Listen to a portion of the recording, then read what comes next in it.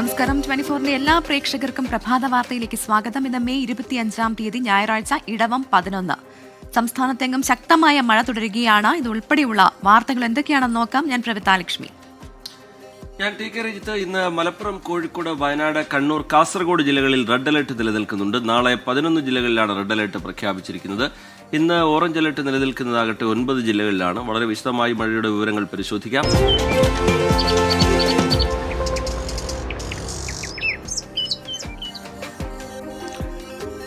വിശദമായ റിപ്പോർട്ടുകളിലേക്ക്. സംസ്ഥാനത്ത് അതിതീവ്ര മഴ തുടരുകയാണ്. മലപ്പുറം, കോഴിക്കോട്, വയനാട്, കണ്ണൂർ, കാസർഗോഡ് ജില്ലകളിൽ റെഡ് അലർട്ടാണ്. മറ്റ് 9 ജില്ലകളിലും അതിശക്തമായ മഴയ്ക്ക് സാധ്യതയുള്ളതിനാൽ ഓറഞ്ച് അലർട്ടും പ്രഖ്യാപിച്ചു. ശക്തമായ കാറ്റിനും സാധ്യതയുണ്ട്. മണിക്കൂറിൽ 45 മുതൽ 55 കിലോമീറ്റർ വരെ വേഗത്തിൽ കാറ്റ് വീശാനാണ് സാധ്യത. മേഘന മുരളി തിരുവനന്തപുരത്തു നിന്നും, വിഷ്ണു സുരേഷ് കൊച്ചിയിൽ നിന്നും, അഭിജിത്ത് മുഴക്കുന്ന കോഴിക്കോട് നിന്നും, വിപിൻ സി വിജയൻ മലപ്പുറത്തു നിന്നും, അരുൺ പാറക്കൽ കാസർഗോഡ് നിന്നും ചേരുകയാണ്. ആദ്യം മേഘന മുരളിയിലേക്ക് പോകുന്നു. മേഘന, ശക്തമായ മഴ സംസ്ഥാനത്തുടനീളം ഉണ്ടാകുമെന്ന് കാലാവസ്ഥാ നിരീക്ഷണ കേന്ദ്രം പ്രവചിക്കുന്നുണ്ട്. 9 ജില്ലകളിൽ റെഡ് അലേർട്ടും നൽകിയിട്ടുണ്ട്. ഇന്ന് ഓറഞ്ച് അലേർട്ടുള്ള മറ്റ് ജില്ലകൾ ഏതൊക്കെയാണ്? പ്രധാനമായും വടക്കൻ ജില്ലകളിൽ മഴ ശക്തമാകുമെന്ന് തന്നെയാണോ കാലാവസ്ഥാ നിരീക്ഷണ കേന്ദ്രത്തിന്റെ പ്രവചനം?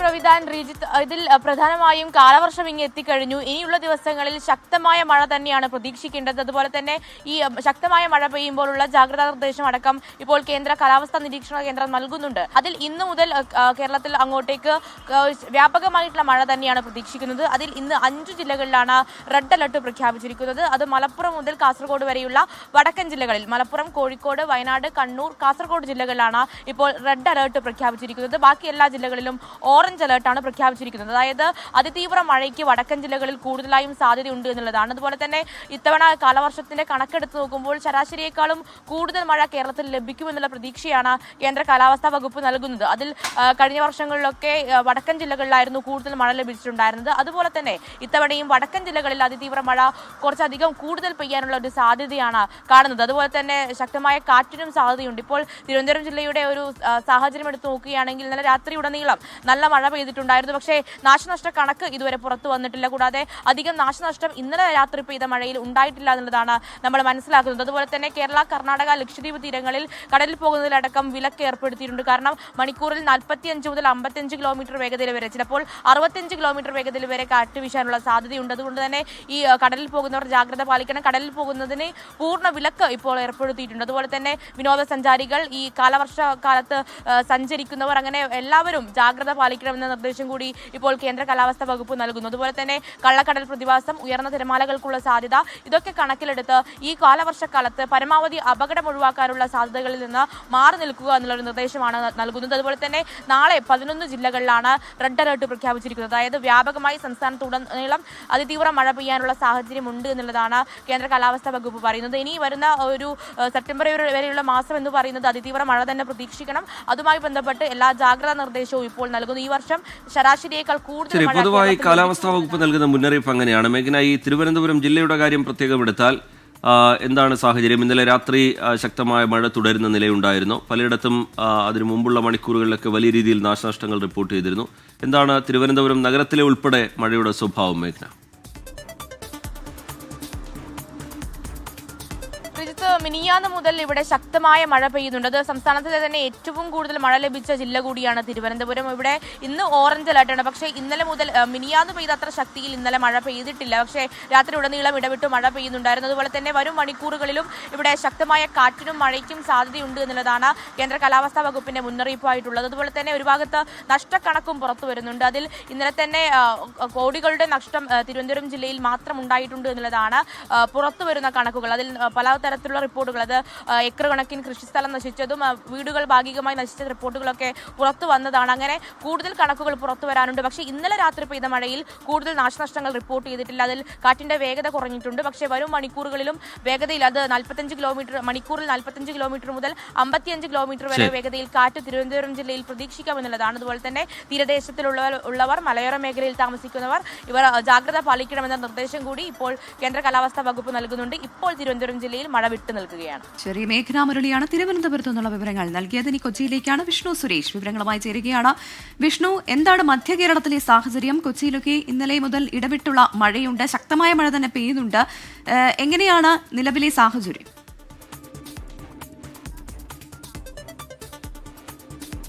പ്രവിത, ഇന്ന് രാവിലെ മുതൽ തന്നെ മഴ ശക്തമാണ്. അല്പസമയം മുമ്പ് ആരംഭിച്ച മഴ ഇപ്പോഴും തുടരുകയാണ്. ഇന്ന് കൊച്ചിയിൽ ഓറഞ്ച് അലർട്ടാണ്. ഇന്നലെ മഴയുണ്ടായെങ്കിലും കാര്യമായ മഴക്കെടുതികളൊന്നും റിപ്പോർട്ട് ചെയ്തില്ല എന്നുള്ളതാണ് ഏറ്റവും ആശ്വാസകരമായ കാര്യം. സമാനമായ സാഹചര്യം ഇന്നും ഉണ്ട്. അതിശക്തമായ കാറ്റ് പല ഘട്ടങ്ങളിലും വീശുന്നുണ്ട്. 50 മില്ലിമീറ്റർ വരെ വേഗത്തിലാണ് കാറ്റ് വീശുന്നത്. കൊച്ചിയെ സംബന്ധിച്ചിടത്തോളം ആശങ്കയുള്ളത് തീരദേശ മേഖലകളിലാണ്. പ്രത്യേകിച്ച് ചെല്ലാനം, കണ്ണമാലി, അതോടൊപ്പം എടവനക്കാട്, വൈപ്പിൻ മേഖലകളിലാണ് ആശങ്കകൾ ഈ മഴക്കാലവുമായി ബന്ധപ്പെട്ട് നിലനിൽക്കുന്നത്. ഇന്നലെ ഉച്ചയ്ക്ക് ശേഷം കണ്ണമാലി പ്രദേശത്ത് ശക്തമായ കടലുകയറ്റം ഉണ്ടായിരുന്നു. അവിടെ ഈ ജിയോ ബാഗിന്റെയും അതോടൊപ്പം കടൽഭിത്തിയുടെയും ഒക്കെ അഭാവം വളരെ ശക്തമാണ്. ഇന്നലെ അതുമായി ബന്ധപ്പെട്ടുള്ള പ്രതിഷേധങ്ങളൊക്കെ നമ്മൾ കണ്ടതാണ്.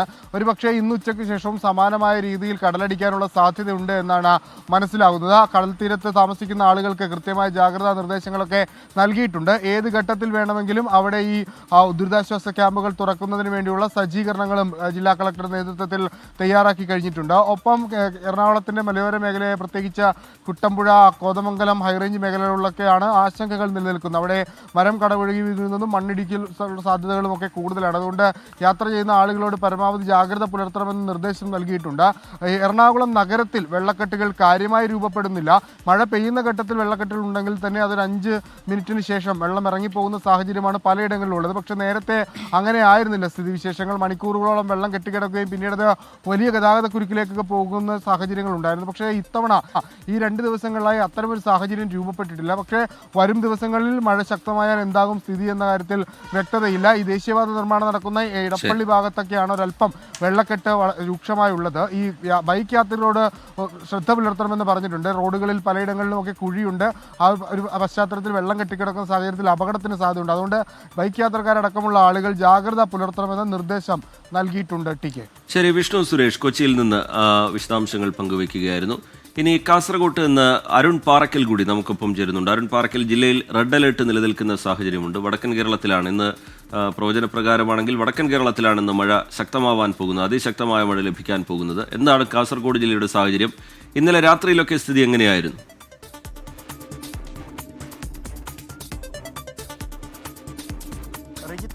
ഇന്നലെയും ഇന്നുമായി കാസർഗോഡ് ജില്ലയിൽ റെഡ് അലേർട്ടാണ്. പക്ഷേ ഇന്നലെയും കാര്യമായ മഴ ലഭിച്ചിട്ടില്ല. ഇന്നിപ്പോഴും മഴയ്ക്ക് ശമനമുണ്ട്. കാര്യമായ മഴയൊന്നും പെയ്യുന്നില്ല. ഇന്നലെ രാത്രി ചെറിയ തോതിലുള്ളൊരു ചാറ്റൽ മഴ മാത്രമാണ് ജില്ല നഗരത്തിലൊക്കെ തന്നെ ലഭിച്ചിരിക്കുന്നത്. മലയോര മേഖലയിൽ ഇന്നലെ വൈകിട്ട് നല്ല ശക്തമായ മഴയുണ്ടായിരുന്നു. ആ ഘട്ടങ്ങളിൽ പരപ്പ, കള്ളാർ പ്രദേശങ്ങളിലൊക്കെ തന്നെ ചെറിയ നാശനഷ്ടങ്ങളുണ്ടായി. ഒരു വീട്ടുമതിൽ ഇടിഞ്ഞു, മരം വീണ് HD ലൈൻ തടസ്സപ്പെടുന്ന സാഹചര്യമൊക്കെ ഇടത്തോടുണ്ടായി. അല്ലാതെ മറ്റ് അനിഷ്ട സംഭവങ്ങളൊന്നും തന്നെ ഇതുവരെയും റിപ്പോർട്ട് ചെയ്തിട്ടില്ല.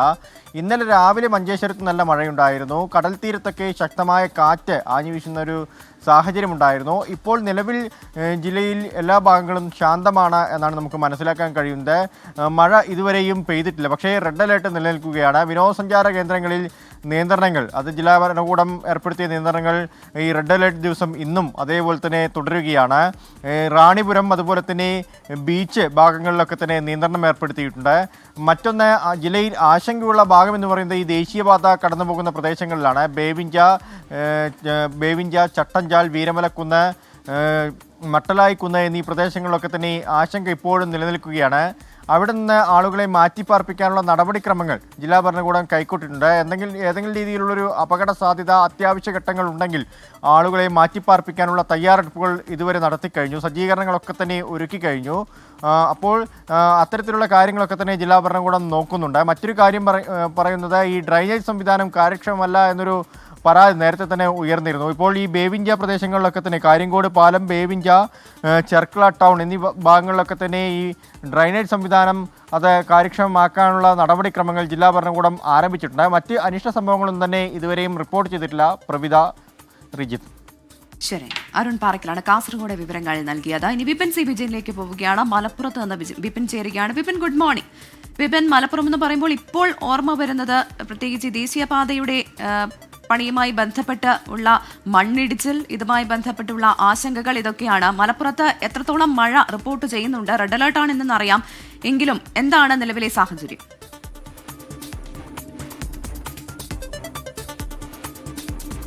Good morning Pravitha, Rijith. ഈ പറഞ്ഞതുപോലെ തന്നെ ഇന്നും നാളെയുമാണ് റെഡ് അലേർട്ട്. പക്ഷേ കഴിഞ്ഞ ദിവസങ്ങളിൽ ആരംഭിച്ച മഴ ഇപ്പോഴും കനത്ത് തന്നെ നിൽക്കുന്നു എന്നുള്ളതാണ്. കനത്ത മഴയാണ് ലഭിച്ചുകൊണ്ടിരിക്കുന്നത്. ഇന്നലെ രാത്രി തുടങ്ങിയ മഴ അത് കൂടിയും കുറഞ്ഞും ഇപ്പോഴും പെയ്യുന്നു എന്നുള്ളതാണ് നിലവിലെ സ്ഥിതി. ഇന്നിപ്പോൾ ഈ പുലർച്ചെ സമയത്ത് മാത്രമാണ് അല്പമെങ്കിലും ഒരു ശമനമുണ്ടായത്. ഈ ദേശീയപാതയിലെ വലിയ കുഴികൾ രൂപപ്പെട്ടത്, അതിലേക്ക് വെള്ളം കൂടുതൽ ഇറങ്ങുമ്പോൾ ഉണ്ടാവുന്ന ആശങ്ക, അത് ഒരു വഴിക്ക് നിൽക്കുന്നുണ്ട്. ഒപ്പം തന്നെ മലപ്പുറത്തെ സംബന്ധിച്ച് മലയോര മേഖലയാണ്. ഈ മലയോര മേഖലയിൽ ഉണ്ടാകുന്ന ഇതിനു മുൻപ് പ്രകൃതി ദുരന്തങ്ങൾ ഉണ്ടായിട്ടുള്ള സ്ഥലമാണ്. അതുകൊണ്ട് തന്നെ കൂടുതൽ ജാഗ്രത വേണം. ജില്ലാ ഭരണകൂടം അതീവ ജാഗ്രതാ നിർദ്ദേശമാണ് പുറപ്പെടുവിച്ചിരിക്കുന്നത്. ഇവിടേക്കുള്ള ടൂറിസ്റ്റ് കേന്ദ്രങ്ങളൊക്കെ തന്നെ ഈ മലയോര മേഖലയുമായി ബന്ധപ്പെട്ട് കിടക്കുന്നതാണ്. ആട്യംപാറ വെള്ളച്ചാട്ടം, കേരളക്കുണ്ട് വെള്ളച്ചാട്ടം ഒക്കെ ആ പ്രദേശങ്ങളിലേക്കൊക്കെ പോകുന്നതിന് കർശനമായിട്ടുള്ള വിലക്കുണ്ട്. ഒപ്പം തന്നെ നിലമ്പൂർ വഴി നാടുകാണി ചുരം വഴി തമിഴ്നാട്ടിലേക്ക് കയറുന്ന ഒരുപാട് വിനോദസഞ്ചാരികളൊക്കെ ഉണ്ട്. അത്യാവശ്യ കാര്യങ്ങൾക്കല്ലാതെയുള്ള അതുവഴിയുള്ള യാത്ര പൂർണ്ണമായും നിരോധിച്ചിട്ടുണ്ട്. അവിടുത്തെ ചെക്ക് പോസ്റ്റുകളിൽ അതിന് കർശനമായിട്ടുള്ള പരിശോധനകൾ നടക്കും.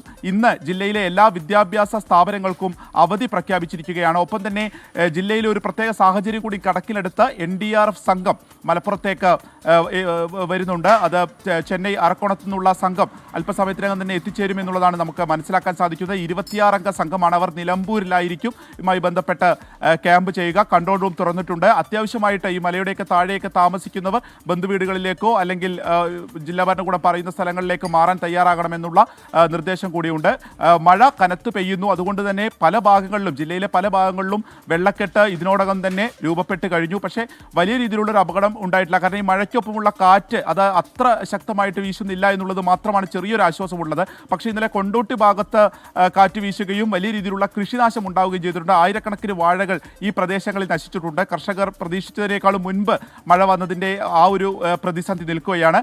ഇപ്പോഴും മൂടിക്കെട്ടിയ ഒരു അന്തരീക്ഷത്തിൽ എപ്പോൾ വേണമെങ്കിലും മഴ പെയ്യാമെന്നുള്ള സാഹചര്യമാണ് ഇടയ്ക്കിടെ ജില്ലയിൽ നിലനിൽക്കുന്നത്.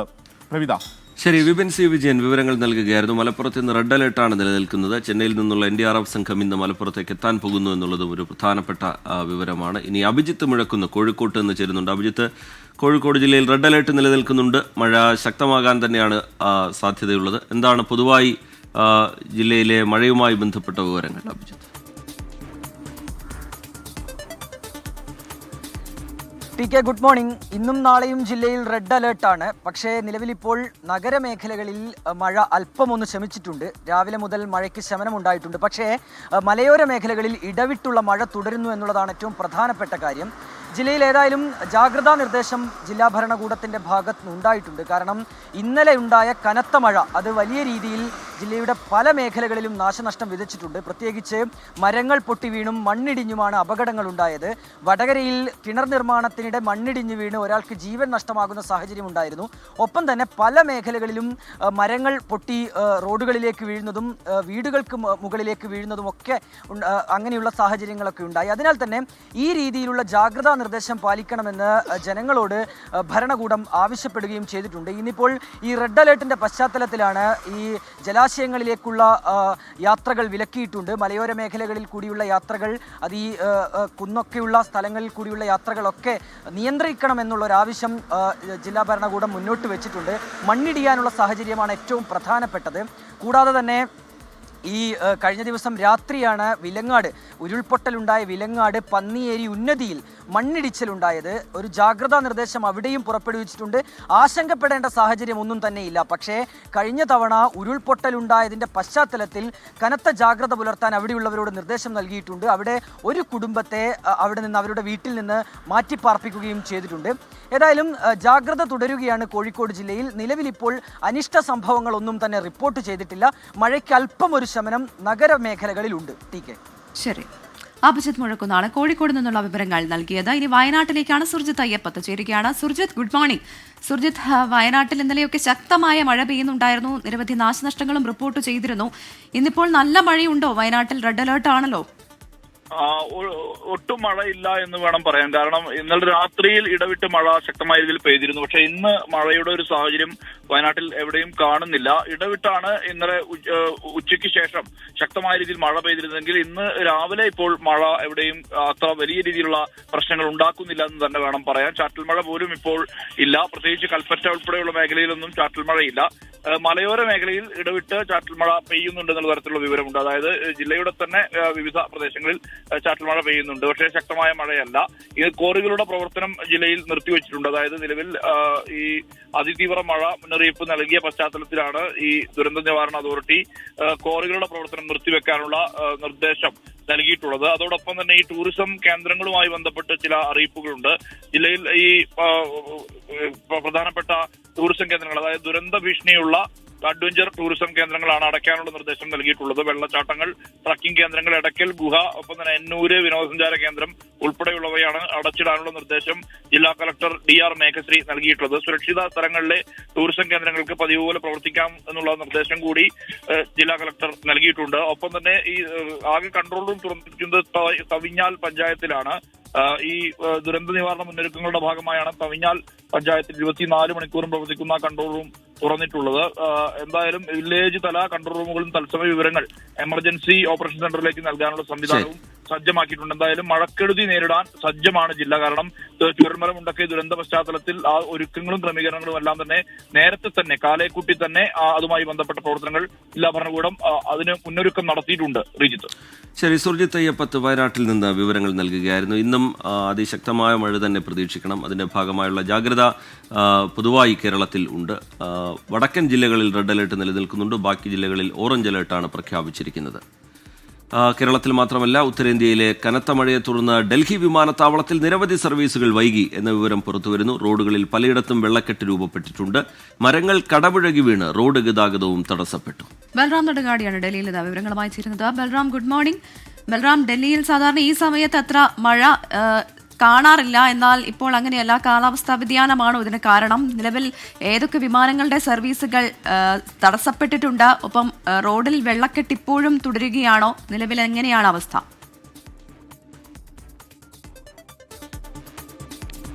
Very good morning Pravitha, Rejith.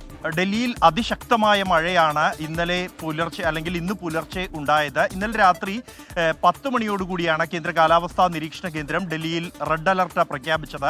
10:45 മുതൽ 12:30 വരെ അതിശക്തമായ മഴയ്ക്കും ശക്തമായ കാറ്റിനും 60 കിലോമീറ്റർ മുതൽ 90 കിലോമീറ്റർ വരെ വേഗതയിൽ കാറ്റിനും ഒപ്പം ആലിപ്പഴ വർഷത്തിനും സാധ്യതയുണ്ട് എന്നായിരുന്നു കാലാവസ്ഥാ നിരീക്ഷണ കേന്ദ്രത്തിന്റെ മുന്നറിയിപ്പിൽ വ്യക്തമാക്കിയത്. എന്നാൽ മഴ എത്താൻ വൈകി. ഏതാണ്ട് പുലർച്ചെ 3 മണിയോടെയാണ് അതിശക്തമായ കാറ്റിന് പിന്നാലെ മഴയും എത്തിയത്.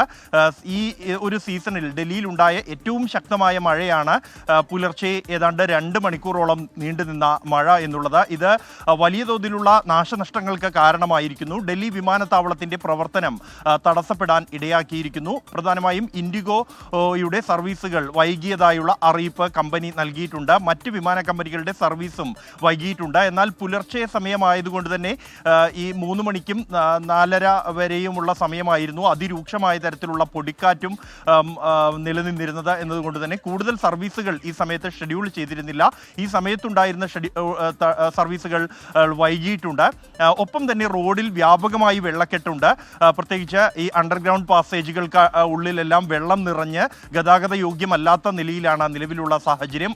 കൂടാതെ ഈ വൈദ്യുത പോസ്റ്റുകൾ അടക്കമുള്ളവ ചെരിഞ്ഞും കൂടാതെ ഈ മരങ്ങൾ ചില്ലകൾ ഒടിഞ്ഞു വീണും മരങ്ങൾ കടപുഴകി വീണും റോഡ് ഗതാഗതം തടസ്സപ്പെട്ടിട്ടുണ്ട് പലയിടത്തും.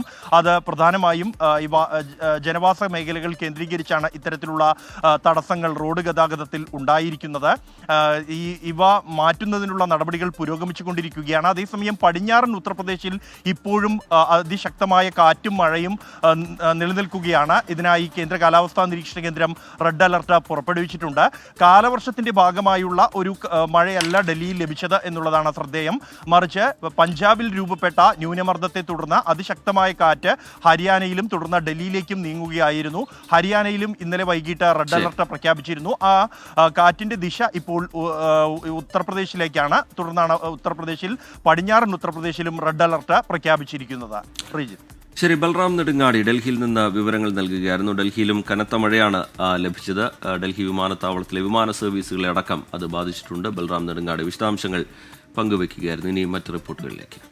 കൊച്ചി കടൽ തീരത്ത് നിന്ന് 38 നോട്ടിക്കൽ മൈൽ ദൂരത്ത് വെച്ച് അപകടത്തിൽപ്പെട്ട ലൈബീരിയൻ കപ്പൽ ഉയർത്താനുള്ള ശ്രമം ഇന്നും തുടരും. ഇന്ത്യൻ നേവിയും കോസ്റ്റ് ഗാർഡും ചേർന്നാണ് ഓപ്പറേഷൻ നടത്തുക. കപ്പൽ മുങ്ങി താഴാതെയിരിക്കാൻ 3 നാവികർ ഇപ്പോഴും കപ്പലിൽ തുടരുകയാണ്. വിഷ്ണു സുരേഷ് വിവരങ്ങളുമായി കൊച്ചിയിൽ നിന്ന് ചേരുന്നുണ്ട്. വിഷ്ണു, ഈ കപ്പൽ ഉയർത്താനുള്ള ശ്രമം, അതിന് ഇന്നത്തെ നടപടികൾ നേവിയുടെയും കോസ്റ്റ് ഗാർഡിന്റെയും ഭാഗത്ത് നിന്ന് എങ്ങനെയായിരിക്കും ഉണ്ടാവുക? 3 നാവികർ ഇപ്പോഴും കപ്പലിൽ തുടരുന്നുണ്ട്. സാഹചര്യം എന്താണ് വിഷ്ണു? പുതിയ വിവരങ്ങൾ എന്താണ് വിഷ്ണു? ഇന്നലെ കോസ്റ്റ് ഗാർഡ് അറിയിച്ചതനുസരിച്ച് വെളിച്ചം വീഴുന്ന ഘട്ടത്തിൽ തന്നെ രക്ഷാപ്രവർത്തനങ്ങൾ വീണ്ടും പുനരാരംഭിക്കുമെന്നാണ്. ഇന്നലെ രാത്രി തന്നെ ഇന്ത്യൻ നേവിയുടെ ഒരു ഷിപ്പും കോസ്റ്റ് ഗാർഡിന്റെ 2 ഷിപ്പും എയർക്രാഫ്റ്റും ഈ കപ്പലിന് ചുറ്റും നിരീക്ഷണം ഏർപ്പെടുത്തിയിരുന്നു. കപ്പലിലുണ്ടായിരുന്ന 21 പേരെ ഇന്നലെ രക്ഷപ്പെടുത്തി. അതിൽ 3 പേർ, ക്യാപ്റ്റൻ അടക്കമുള്ള 3 പേർ ഇപ്പോഴും കപ്പലിൽ തുടരുകയാണ്. അത് കപ്പലിന് പൂർണ്ണമായും കൺട്രോളിലാക്കുക എന്ന ലക്ഷ്യത്തിന്റെ ഭാഗമായാണ് അവർ തുടരുന്നത്. അവർക്ക് എല്ലാ സഹായങ്ങളും ഇന്ത്യൻ നേവിയും കോസ്റ്റ് ഗാർഡും നൽകും. ഈ കണ്ടെയ്നറുകൾ മാറ്റുന്ന കാര്യത്തിൽ ഇന്ന് രാവിലെയോടുകൂടി തീരുമാനമുണ്ടാകും. അത് DG ഷിപ്പിംഗുമായി ആലോചിച്ചായിരിക്കും അക്കാര്യത്തിലൊരു തീരുമാനമെടുക്കുക എന്ന് മനസ്സിലാകുന്നു. ഇപ്പോൾ കടലിനെ സംബന്ധിച്ചിടത്തോളം അതൊരു പ്രക്ഷുബ്ധ സാഹചര്യത്തിലാകാനുള്ള സാധ്യതയില്ല. കാരണം രാവിലെയാണ്, അതുകൊണ്ട് ടൈഡിന്റെ ഒരു ശക്തിയൊക്കെ കുറഞ്ഞു കാണും. ആ ഒരു ഘട്ടത്തിൽ രക്ഷാപ്രവർത്തനം കുറച്ചുകൂടി സുഗമമായി മുന്നോട്ട് കൊണ്ടുപോകാനാകുമെന്നാണ് പ്രതീക്ഷിക്കുന്നത്.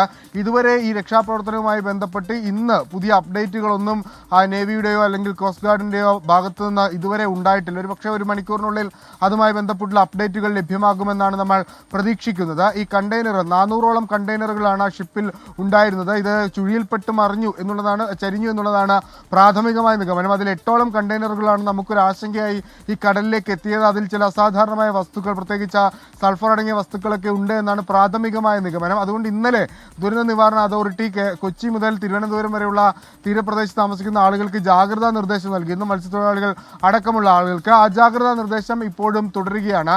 പ്രത്യേകിച്ച് ഈ കണ്ടെയ്നർ കരക്കടിക്കുന്ന സാഹചര്യം ഉണ്ടെങ്കിൽ അതിൽ തുടരുത്, ഈ എണ്ണപ്പാളി പോലുള്ള സാഹചര്യങ്ങൾ വെള്ളത്തിൽ കണ്ടാൽ അതിൽ സ്പർശിക്കരുത് തുടങ്ങിയ നിർദ്ദേശങ്ങളൊക്കെയാണ് നൽകിയത്. ആ നിർദ്ദേശങ്ങളൊക്കെ കർശനമായി ഇപ്പോഴും പാലിക്കണം. പ്രത്യേകിച്ച് ഈ ബീച്ച് മേഖലകളിലേക്കൊക്കെ പോകുന്ന ആളുകൾ അത്തരത്തിൽ നിർദ്ദേശങ്ങൾ പാലിക്കണമെന്നാണ് മനസ്സിലാവുന്നത്.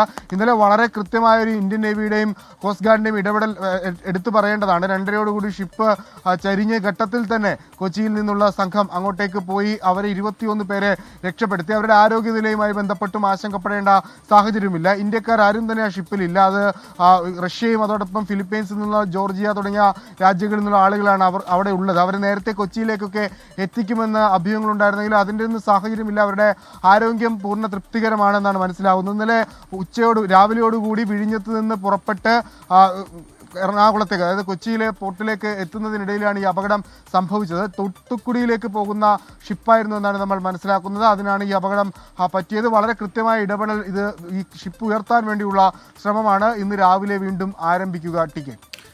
ശരി, MSC എൽസ 3 ഉയർത്താനുള്ള ശ്രമം ഇന്നും തുടരും. കണ്ടെയ്നറുകൾ തീരത്തടിയാനുള്ള സാധ്യതയൊക്കെ മുന്നിൽ കണ്ടുകൊണ്ട് അതിനുവേണ്ട ജാഗ്രതാ നിർദ്ദേശങ്ങൾ ബന്ധപ്പെട്ടവരുടെ ഭാഗത്തുനിന്ന് ഉണ്ടാവുന്നുണ്ട്. വിഷ്ണു സുരേഷ് വിശദാംശങ്ങൾ പങ്കുവയ്ക്കുകയായിരുന്നു. കായിക വാർത്തകളിലേക്ക്.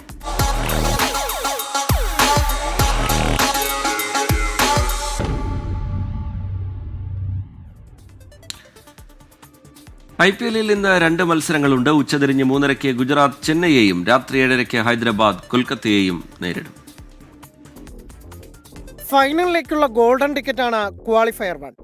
പോയിന്റ് പട്ടികയിൽ ആദ്യ 2 സ്ഥാനങ്ങളിലെത്തുന്ന 2 ടീമുകളുടെ പോരാട്ടം. ജയിക്കുന്നവർ നേരിട്ട് ഫൈനലിലേക്ക്, തോൽക്കുന്നവർക്ക് ഫൈനലിലെത്താൻ വീണ്ടും ഒരു അവസരം. ഇന്ന് ചെന്നൈ സൂപ്പർ കിങ്സിനെ മലർത്തിയടിച്ചാൽ ഗുജറാത്ത് ടൈറ്റൻസിന് ആ ഗോൾഡൻ ടിക്കറ്റ് അടിക്കാം. 13 മത്സരങ്ങളിൽ 18 പോയിന്റുള്ള ശുഭ്മാൻ ഗില്ലിനും സംഘത്തിനും ഈയൊരു ജയം മതി ടോപ്പ് 2 ഫിനിഷ് ഉറപ്പിക്കാൻ. ചരിത്രത്തിലെ ഏറ്റവും മോശം പ്രകടനമെന്ന നാണക്കേട് ഒഴിവാക്കാനാണ് ചെന്നൈ സൂപ്പർ കിങ്സിന്റെ ശ്രമം. ഇതുവരെ പോയിന്റ് പട്ടികയിൽ അവസാന സ്ഥാനക്കാരായിട്ടില്ല ധോണിപ്പട. 13 മത്സരങ്ങളിൽ 10 തോറ്റ ചെന്നൈക്ക് ഇന്ന് വൻ ജയമില്ലെങ്കിൽ ആ നാണക്കേട് ആദ്യമായി പേറേണ്ടി വരും. പ്ലേ ഓഫ് പ്രതീക്ഷ അവസാനിച്ച കൊൽക്കത്തയും ഹൈദരാബാദും ജയത്തോടെ സീസൺ അവസാനിപ്പിക്കാനാണ് കളത്തിലെത്തുക. 13 മത്സരങ്ങളിൽ 12 പോയിന്റുമായി കൊൽക്കത്ത 7ഉം 11 പോയിന്റുമായി ഹൈദരാബാദ് 8ാം സ്ഥാനത്തുമാണ് നിലവിൽ. ജയത്തോടെ ഒരു പടിയെങ്കിലും ഉയർന്നാൽ അല്പം ആശ്വാസമാകും കഴിഞ്ഞ തവണത്തെ ഫൈനലിസ്റ്റുകൾക്ക്. Sports desk 24.